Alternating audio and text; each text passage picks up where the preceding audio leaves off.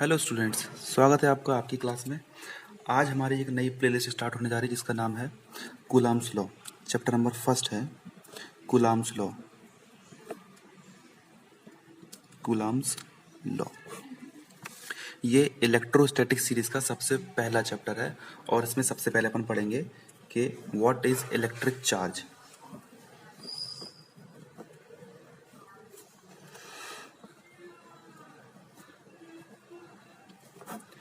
Electric charge क्या होता है, एग्जाम्पल लेते हैं अपन, डेफिनेशन अभी क्लियर हो जाएगी। मान लो हमारे पास कोई एक बॉडी है, ये बॉडी है, इस बॉडी के पास खुद का मास होगा, तो इलेक्ट्रिक चार्ज क्या कहता है कि भाई additional property of any matter, additional property of any matter apart from its mass, उसके मास के अलावा जो भी कोई एडिशनल प्रॉपर्टी है, additional property of the body या फिर matter apart from its mass which is responsible for electric force, which is responsible for electric force. पिछली क्लास में अपन ने देखा था कि हम दो बॉडी को रब कर रहे थे आपस में, तो आफ्टर रबिंग दोनों बॉडी कैसे हो गई थी, इलेक्ट्रीफाइड हो गई थी, है ना। इलेक्ट्रीफाइड होने के बाद वो क्या कर रही थी, उनके अंदर एक एबिलिटी आई थी कि वो लाइट पार्टिकल्स को क्या कर रहे थे, अट्रैक्ट कर रहे थे। अट्रैक्ट क्यों कर रहे थे, क्योंकि उनके बीच में कौन सा फोर्स आने लगा था, इलेक्ट्रिक फोर्स। और वो इलेक्ट्रिक फोर्स किस प्रॉपर्टी की वजह से आया था, इलेक्ट्रिक चार्ज की वजह से। तो इलेक्ट्रिक चार्ज की डेफिनेशन 1 मार्क में बोर्ड्स में आती है, और वो डेफिनेशन क्या है कि additional property of a body apart from its mass is responsible which is responsible for electric force between them is called electric charge. ये डेफिनेशन आपको नोट्स में मिल जाएगी। ये बात होगी हमारी इलेक्ट्रिक चार्ज की। अब वन बात करते हैं nature of electric charge. Nature of electric charge, काफ़ी एक्सपेरिमेंटल स्टडीज होने के बाद अपने को ये पता चला, मतलब साइंटिस्ट को ये पता चला कि भाई जो चार्जेस होते हैं वो हमारे सिर्फ दो तरीके के होते हैं, है ना। एक तरीके का चार्ज होता है, इसका नाम होता है पॉजिटिव चार्ज। पॉजिटिव चार्ज ये हमारे साइंटिस्ट ने कन्वेंशनली नाम रखे हैं, ये कोई नेचर ने नाम नहीं दे रखे हैं। सेकेंड होता है negative charge. Negative charge scientist ने ही पॉजिटिव चार्ज का एक दूसरा नाम भी दे रखा है, इसको हम कहते हैं vitreous. Vitreous means for positive charge, और नेगेटिव चार्ज के लिए रेजिनस। ये दोनों नाम है। बोर्ड के एग्जाम में हो सकता है आपसे इसी नाम से डेफिनेशन पूछ जाए कि भाई पॉजिटिव चार्ज की डेफिनेशन क्या है।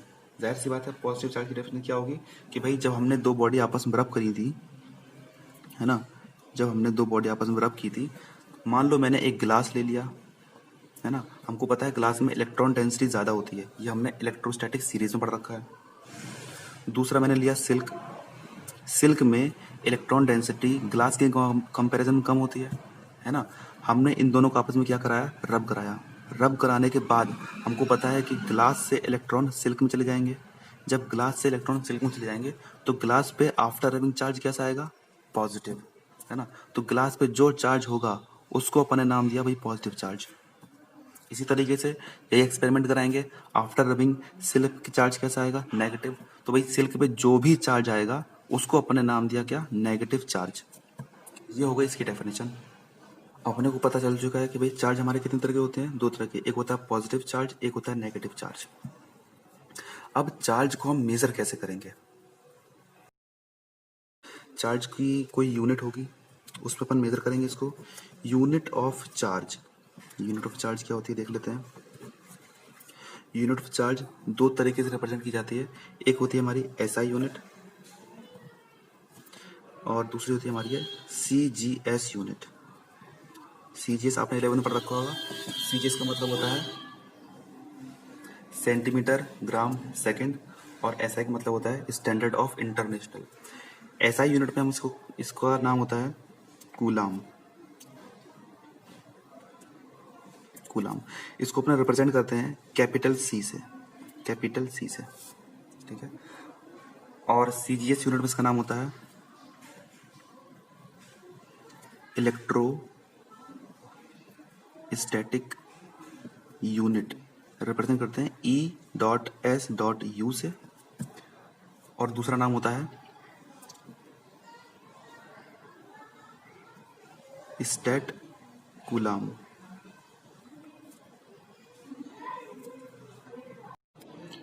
स्टेट कूलाम को हम रिप्रेजेंट करते हैं STAT state and capital C state coulomb. ठीक है, ये बात हो गई हमारी यूनिट की, यूनिट ऑफ इलेक्ट्रिक चार्ज। अब एक रिलेशन आता है। रिलेशन क्या है कि भाई 1 कूलाम इक्वल टू होता है 3 × 10⁻⁹ इलेक्ट्रोस्टैटिक यूनिट। ये आपको कन्वर्जन याद रखना है, हालांकि इतना इम्पोर्टेंट नहीं है, लेकिन अपने को पता होना चाहिए कि भाई कूलम में और मतलब SI यूनिट में और CS यूनिट में क्या रिलेशन है। जैसे अपन बच्चों पढ़ के आएंगे ना कि भाई 1 न्यूटन इक्वल टू होता है 10⁵ डाइन, है ना। हालांकि हमको डाइन की आज तक जरूरत नहीं पड़ी, लेकिन अपने को ये रिलेशन पता होना चाहिए। फंडामेंटल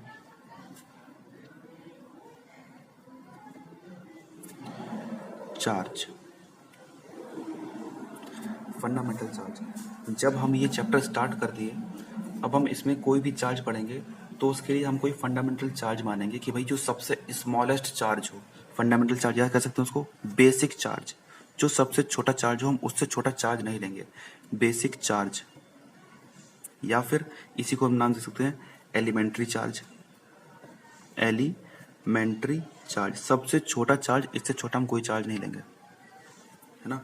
तो इसकी डेफिनेशन क्या कहती है कि भाई द चार्ज ऑन 1 इलेक्ट्रॉन, एक इलेक्ट्रॉन का चार्ज ले लो या फिर एक प्रोटॉन का चार्ज ले लो। कल मैंने ये बात बताई थी कि भाई जो भी पॉजिटिव चार्ज होगा, जो भी नेगेटिव चार्ज होगा, उनका मैग्नीट्यूड हमेशा सेम होगा। लिख देते हैं कि भाई magnitude of positive charge equal होगा किसका, मैग्नीट्यूड ऑफ नेगेटिव चार्ज। दोनों का मैग्नीट्यूड बराबर होगा।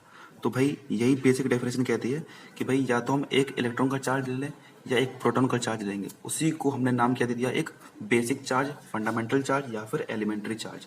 और उसको हम रिप्रेजेंट करते हैं स्मॉल e से, और उसकी वैल्यू होती है 1.6 × 10⁻⁻19।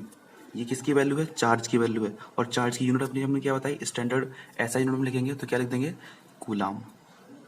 ये हो गया हमारा बेसिक चार्ज का वैल्यू विद यूनिट। यहां तक समझ में आया। उसके बाद अपन चलते हैं प्रॉपर्टीज पे, कि properties of electric charges. Electric एक प्रॉपर्टी जो आपको पता ही होगी, बचपन से अपन सीखते आए हैं, क्या, like charges repel while unlike charges attract each other। कहना क्या चाह रहे हैं ये भी देख लेते हैं कि भाई मान लो हमारे पास एक नेगेटिव चार्ज है, दूसरा भी नेगेटिव चार्ज है। एक केस ये हो सकता है, एक केस ये हो सकता है कि भाई हमारे पास एक पॉजिटिव चार्ज है, एक नेगेटिव चार्ज है।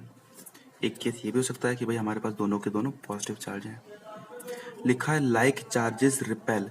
लाइक चार्ज मीन्स ये भी नेगेटिव है, ये भी नेगेटिव है, तो ये आपस में क्या करेंगे, रिपेल करेंगे। ये फोर्स रिप्रेजेंट कर रहा है रिपल्शन, कि भाई ये दोनों अपने से दूर जा रहे हैं, है ना। यही चीज यहाँ फॉलो होगी, लाइक चार्ज रिपेल, दोनों पॉजिटिव चार्ज है तो अपने से क्या जाएंगे, ये दूर जाएंगे। ये हो गया फोर्स ऑफ रिपल्शन। लिख देते हैं force of repulsion, force of repulsion. ये भी क्या हो गया, force of repulsion, force of repulsion. अब ये है अनलाइक चार्जेस, या तो पॉजिटिव नेगेटिव हो या नेगेटिव पॉजिटिव हो, तो ये आपस में क्या करते हैं, ये अट्रैक्ट करते हैं। तो इनका फोर्स कैसा जा रहा है, ये है force of attraction, force of attraction. इस प्रॉपर्टी से अपन लोग काफी फेमिलियर होते हैं। सेकेंड प्रॉपर्टी आती है additive nature of charge, additive nature of charge, इसका क्या मतलब है? हमारे पास कोई बॉडी है और उस बॉडी पे चार्ज डिस्ट्रीब्यूटेड है, मान लो कुछ इस तरीके से चार्ज डिस्ट्रीब्यूटेड है कि भाई इसके कुछ पार्ट्स हो गए इस तरीके से, मान लो यहाँ पे -1 कूलाम है, यहाँ पर +2 कूलाम है, यहाँ पर फिर से +5 कूलाम मान लो, -11 कूलाम मान लो, है ना, फिर से यहाँ पे मान सकते हो +9 कूलाम मान लो, है ना। अब हमको इस पूरी बॉडी पे निकालना है टोटल चार्ज कितना है। तो नेट चार्ज जो निकलेगा, नेट चार्ज वो क्या होगा? नेट चार्ज क्या होगा कि भाई इन सब का एक एल्जेब्रिक सम। ये डेफिनेशन क्या कहती है कि the net charge on a charged body, ये बॉडी हमारी कैसी है? चार्ज है। The net charge on a size reasonable है, ये अपने को दिख रहा है, is equal to the algebraic sum. Algebraic sum का मतलब क्या होता है बताते हैं। एल्जेब्रिक सम का मतलब होता है कि ऐड विद साइन। साइन हमारे पास दो ही होते हैं, एक पॉजिटिव एक नेगेटिव। तो भाई हमको जब भी ऐड करना है तो हम साइन की हेल्प से ऐड करेंगे। क्या लिखेंगे? -1 ये हो गया, प्लस ये 2 पॉजिटिव था, प्लस ये 9 ये पॉजिटिव था, प्लस ये -11 है तो -11 विद साइन, प्लस और ये 5, और ये सारा क्या है? नेट चार्ज है तो किस में आएगा? कूलम में आ जाएगा। इसको अपन कैलकुलेट करेंगे, कितना आ जाएगा? 4 कूलम, पॉजिटिव 4 कूलम। तो ये क्या हो गया? ये हो गया algebraic sum of the charge distributed over the different portions of the same body. ये कौन सी प्रॉपर्टी हो गई? Additive nature of charge. Charges कैसे होते हैं? स्केलर क्वांटिटी होती है। थर्ड प्रॉपर्टी देखते हैं, ये प्रॉपर्टी भी जानी मानी है, discrete nature of charge. Discrete nature of charge, इसका मतलब देख लेते हैं भाई क्या है। डिस्क्रीट नेचर ऑफ चार्ज ये कहता है कि भाई कभी भी जब भी चार्ज डिस्ट्रीब्यूट होगा, मान लो मैंने फिर से दो बॉडी को रब कराया था, तो यहाँ से यहाँ जो चार्ज जा रहा था, तो जितने भी नंबर ऑफ इलेक्ट्रॉन्स ट्रांसफर होंगे वो हमेशा इंटीजर में होंगे। कहने का मतलब क्या है? या तो इंटीग्रल जो भी नेट चार्ज क्रिएट होगा Q, मान लो आफ्टर रबिंग एक नेट चार्ज क्रिएट हुआ Q, तो Q must be equal to integral multiple of n is the integer, integral multiple of the basic या fundamental electronic charge. Fundamental charge का integral multiple होगा। इसका मतलब क्या है कहने का? देखो, हाँ यहां अपन पहुंच गए, कहाँ थे? यह जो ट्रांसफर हुआ है इलेक्ट्रॉन्स का एक बॉडी से दूसरी बॉडी पर, या तो ये एक इलेक्ट्रॉन जाएगा या दो जाएंगे या तीन जाएंगे। कहने का मतलब है इंटीजर में जाएंगे, कभी फ्रैक्शनल में जाएंगे। ये नहीं कहेंगे कि भाई 2.3 इलेक्ट्रॉन यहाँ से यहाँ चले गए, 2 इलेक्ट्रॉन गए, वो तो समझ में आता है। अब इलेक्ट्रॉन के हम पार्ट्स नहीं कर सकते, है ना। हमने यहाँ पे अभी माना था कि भैया फंडामेंटल चार्ज हमने क्या रखा है कि भैया 1 इलेक्ट्रॉन पे जो चार्ज होता है वो हमने इलेक्ट्रॉनिक चार्ज रखा है। अब उस इलेक्ट्रॉनिक चार्ज को अपन फिर से फर्दर डिवाइड नहीं करेंगे। ये कौन कहता है? Discrete nature of charge. इसी का दूसरा नाम होता है, इसी को अपन कहते हैं quantization of charge. Quantization of charge, ये डेफिनेशन 1 मार्क में बोर्ड्स के लिए इंपॉर्टेंट है। डिस्क्रीट नेचर ऑफ चार्ज, इसकी एक और प्रॉपर्टी रह गई है जिस प्रॉपर्टी का नाम है फोर्थ प्रॉपर्टी। प्रॉपर्टी नंबर 1 ये हो गई, सेकंड ये, थर्ड ये, एंड लास्ट प्रॉपर्टी है conservation of electric charge. Conservation of electric charge, electric charge, ये हम देखेंगे नेक्स्ट लेक्चर में। Thank you. अगर आपको ये चैनल हमारा पसंद आता है तो इसको लाइक करिए, कमेंट करके बताइए कि आपको कैसा लगा। कोई आपका सजेशन हो तो वो बताइए। अगर आपको लगता है कि भाई हमारी वीडियो से किसी आपके फ्रेंड की हेल्प हो सकती है तो उसको शेयर करिए। और अगर आप हमारे चैनल पर नए हैं तो इसको सब्सक्राइब कर लीजिए और बेल आइकन को दबा दीजिए, जिससे हमारे जो नई वीडियोस आएँ उनके नोटिफिकेशंस आपको मिल जाएं।